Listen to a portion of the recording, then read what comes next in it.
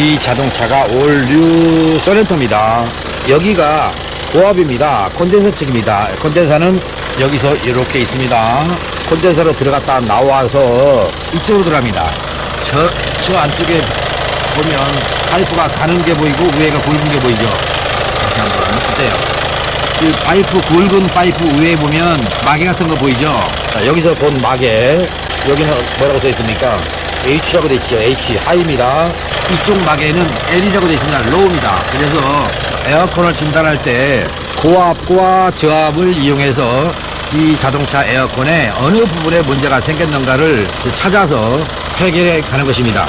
여러분들이 가끔 콘덴서가 막혔다, 그래서 콘덴서를 바꾸고 오시는 분들도 있던데, 콘덴서가 막히지 않습니다. 콘덴서 옆에 붙어있는 리시버 드라이어입니다. 지금 옆에 보이는 것, 여기 가운데 굵은 파이프 보이죠? 여기 이게 리시버 드라이어입니다. 리시버 드라이어가 막혀서 콘덴서의 역할을 못할 때 콘덴서가 막혔다라고 하는 건데, 사실은 콘덴서는 막힐 수가 없다는 걸 아시고요. 리시버 드라이어가 막혔는지 확인해서 정비하면 됩니다. 저기 보이는 거, 이 자리가 저압 피팅이고요. 여기는 고압 연결 피팅이다. 고압과 저압의 압력을 보면서 진단하는데, 그 진단표는 나중에 말씀드리겠지만 어느 게 고압인지 저압인지 여러분들이 구분을 잘 못한다 할 때를 대비해서 알려드리기 위해서 촬영 중에 있는 겁니다. 저기도 파이프 있죠. 밑에 가는 거, 굵은 거, 위에서 내려오는 겁니다. 저 안쪽에 에바포레이터가 있는 겁니다. 내 차는 어느 게 고압일까, 어느 게 저압일까 혼돈하는 일이 없었으면 좋겠습니다. 안녕하세요. 권영호TV 구독자님, 시청자님, 에어컨 세 번째 시간입니다. 여러분께 에어컨 세 번째 시간에 본 방송을 하기 전에 먼저 소개할까 합니다.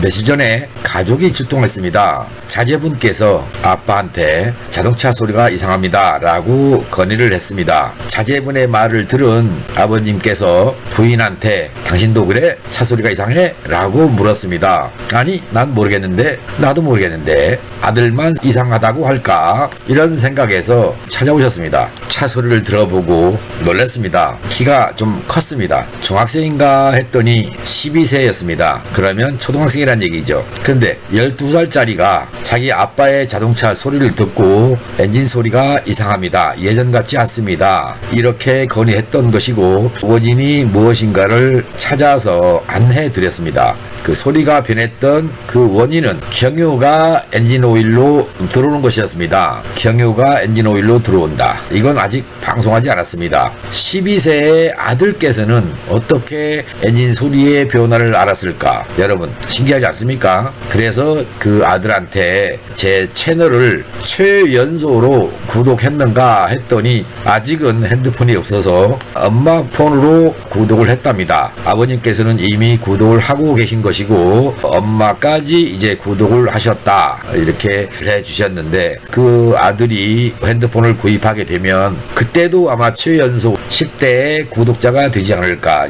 이런 생각을 해봤습니다. 자동차는 전문가가 따로 있는 게 아닙니다. 관심을 가지면 보이는 것입니다. 들리는 것입니다. 또한 제 방송을 꾸준하게 보시면 충분히 여러분께서도 진단이 가능하다는 것을 아실 수 있습니다. 운전도 할 줄 모르는 초등학생이 들을 수 있는 소리를 여러분께서는 매일 자동차를 듣다 보니 금방 소리의 변화를 알 수 있을 건데, 전문가가 아니라서 모르겠다, 그런 것을 이제 벗어나십시오. 제가 하는 방송 내용이 지루하다는 거 압니다. 탈착, 부착 이런 거에 관심을 갖는다는 걸 알고 있습니다. 그런데 우려스러운 게 뭐냐면, 작업을 따라서 하다가 화상 입는 일, 다치는 일, 그런 일이 생길까 봐서 전문가조차도 주저하는 작업이기 때문에 여러분들께서도 조금은 조심스럽게 접근해 주시고, 여러분들이 이 기술을 가지고 어디 가서 써먹는다는 개념보다 내 자동차를 정비해주는 정비사님한테 가서 대화할 때 제대로 대화를 할 수 있는 그런 방법으로 활용하면 어떻겠냐, 그런 차원에서 방송을 하는 것이고요.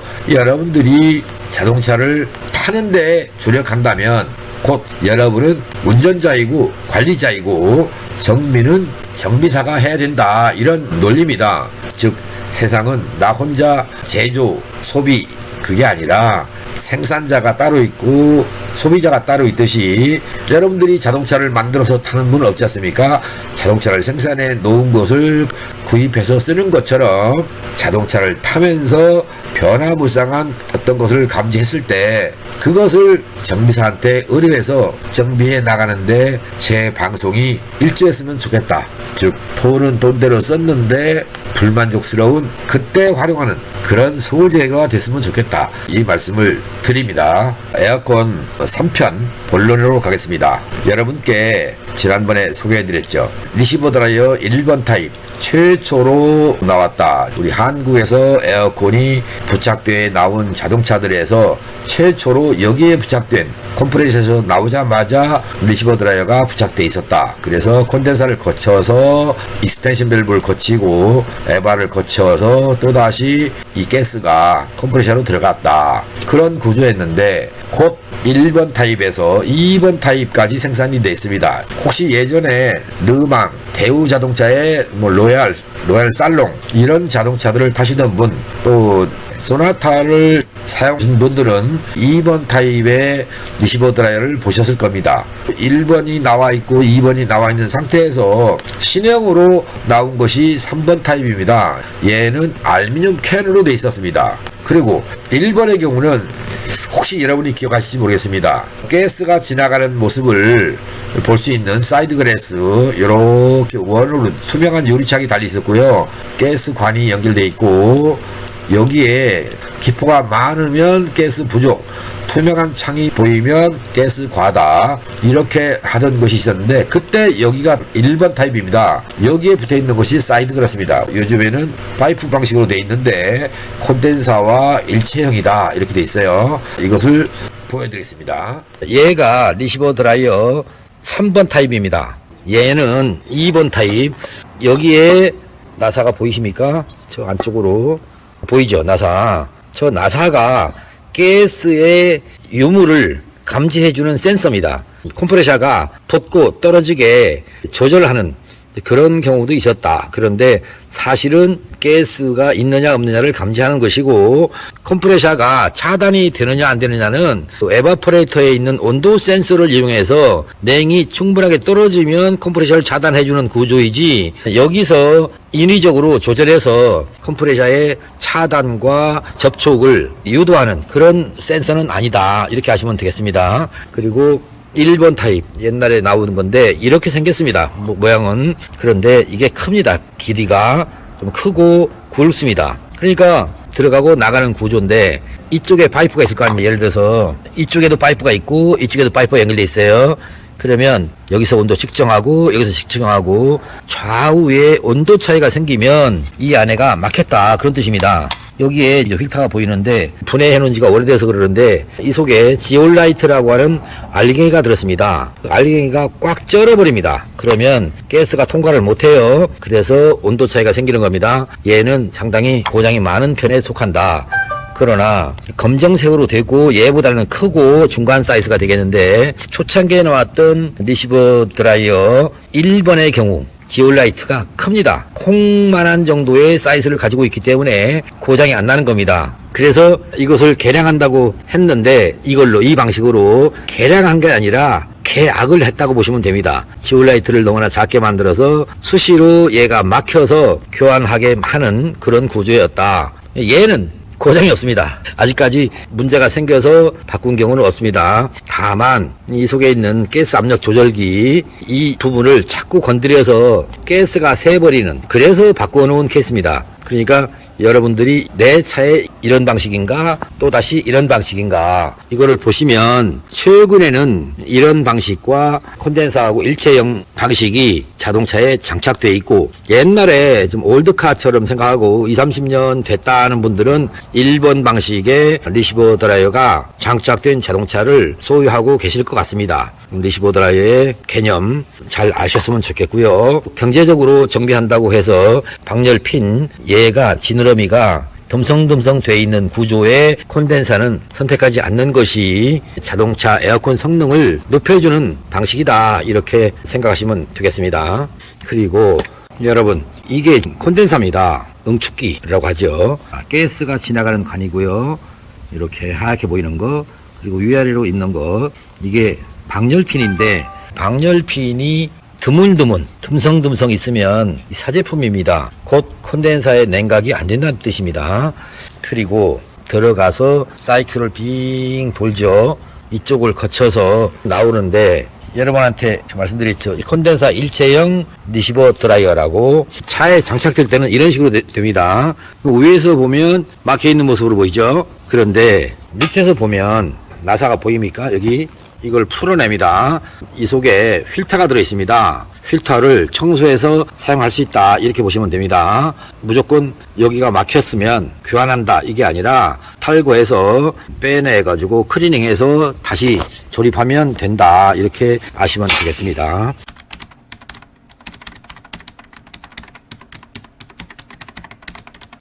구독자 여러분, 2탄에 이어서 두 번째 사례를 말씀드릴까 합니다. 사례는 어떤 업체로 자동차 한 대가 입고됐습니다. 콘덴사와 팬을 교환하면 되겠다라고 생각하고 콘덴서도 바꾸고 팬도 바꿨습니다. 그리고 또다시 에어컨 가스를 넣고 에어컨을 가동해 보니 한여름철에 선풍기보다도 더 못한 성능이 나타난 겁니다. 그래서 뭐가 잘못됐는가 상당히 많은 고민 끝에 도저히 찾을 수가 없다는 판단하에 저에게 전화를 주셨던 사례인데, 제가 전화를 받으면 고압과 저압의 압력을 묻습니다. 그 작업장의 온도를 묻습니다. 온도를 알고 고압 저압을 알면 어느 부분에 문제가 있다는 걸 아니까요. 물어봤더니 고압이 높습니다. 콘덴서 냉각이 안 되거나 가스를 과다하게 넣었거나 규격대로 FM대로 정량의 가스를 넣었다. 그렇다면 콘덴서 냉각이 안 된다. 라디에이터와 콘덴서의 거리가 멀어졌거나 또는 팬이 불량이 났거나 콘덴서의 방열핀 사이사이에 이물질이 많이 껴있는지 확인해 봐라 라고 했더니 콘덴서 바꿨다, 팬도 바꿨다 그럽니다. 간극도 규정대로 돼 있다. 그렇다면 가스를 과다하게 넣을 수 있는, 즉 기계가 오작동했을 것이다. 그렇다면 가스를 빼봐라. 다시 빼고 50g 정도만 가스를 덜 넣어봐라 했어요. 그랬더니 이번에는 저압도 낮아지고 고압도 낮아지는 겁니다. 그러면 뭡니까? 분명히 이들이 작업한 범위 내에 문제가 있다는 판단하에 몇 차례 에어컨 오일도 더 넣고 빼고 이런 과정을 해봤지만 역시 에어컨의 성능은 만족스럽지 못합니다. 지난 시간에 소개해드렸던 내용처럼 콘덴서와 라디에이터입니다. 이 콘덴서, 이 사이가 멀면 공기가 이렇게 들어간다고 그랬죠. 그래서 콘덴서에서 지나가는 바람이 줄어들기 때문에 콘덴서의 냉각이 덜 된다라고 했습니다. 오늘 소개해드리는 사례는 바로 팬까지도 불량이 났다는 얘기입니다. 팬의 거리가 멀었고 또 팬의 사출 불량으로 그려보겠습니다. 팬이 있다. 그리고 이런 식으로 해서 모터에 장착되어 있어 돌아갑니다. 이 면을 뭐로 세워놓고 본다고 치면 일자 상태가 돼서 모터와 연결이 돼야 되는데 울룩불룩 이런 식으로 해서 모터가 연결된 거예요. 이 팬이 콘덴서 쪽에서 당기는 바람이 줄어들거나 또는 불어내는 바람이 줄어든다, 이런 논리가 되는 겁니다. 그래서 이런 거를 제가 실제 팬을 가지고 설명을 드릴 건데 여러분이 잘 이해하실 수 있을지 모르겠습니다. 가서 가스 압력을 보면서 콘덴서 냉각이 안 된다, 근데 바꿨다는데 왜 그럴까 자세히 들여다봤어요. 바로 콘덴서가 불량품이었습니다. 이렇게 가스관이 지나갑니다.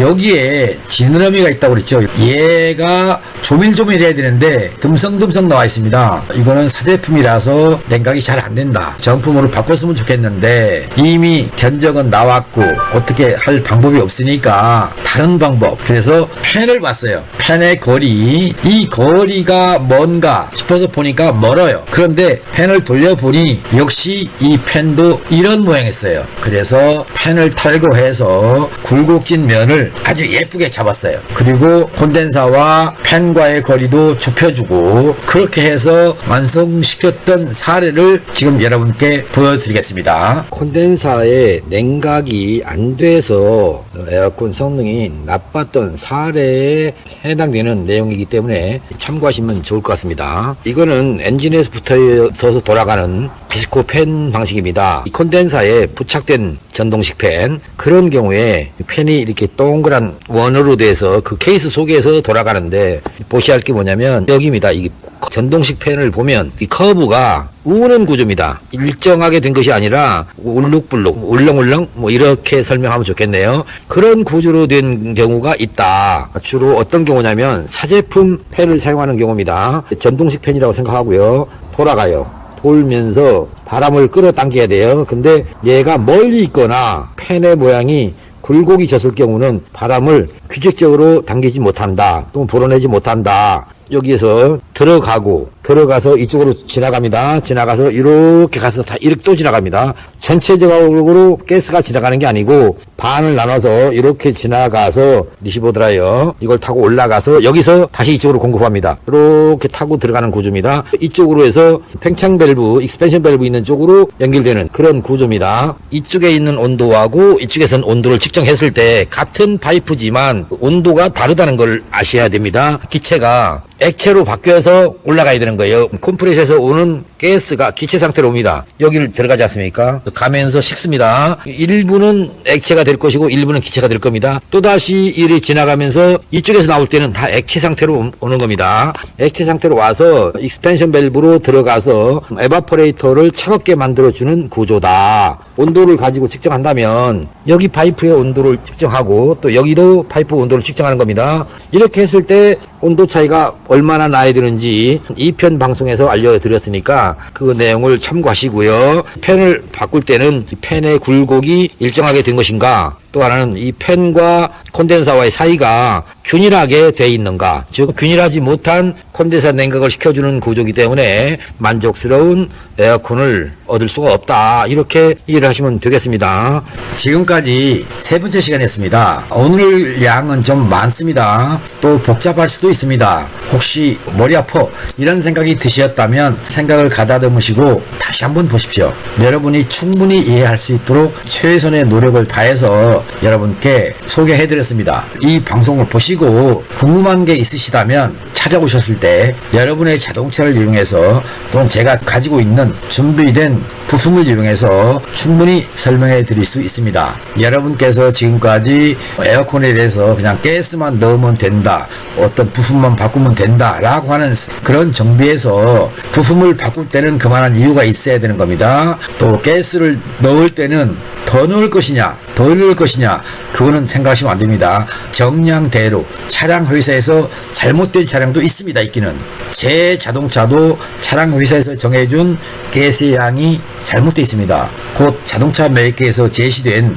어떤 자동차는 가스가 뭐 1kg, 뭐 850g, 600g, 400g 이런 식으로 정해져 있는데 그 양이 잘못된 경우도 있다는 것을 아시고요. 여러분께 제가 소개해드리는 방송을 통해서 가스의 온도별 평착률에 따른 변화를 아신다면 에어컨에 대해서는 고민거리가 싹 사라질 것이다. 이 말씀을 끝으로 다음 방송 또한 준비하는 도중에 닛산 큐브 자동차를 정비하면서 소개해드리면 좋겠다, 그런 생각이 들어서 에어컨 4편을 올리기 이전에 먼저 큐브 자동차를 올린 다음에 다시 에어컨 4편으로 넘어가도록 하겠습니다. 지금까지 시청해주신 여러분 고맙습니다. 건강한 겨울을 준비합시다. 바이바이.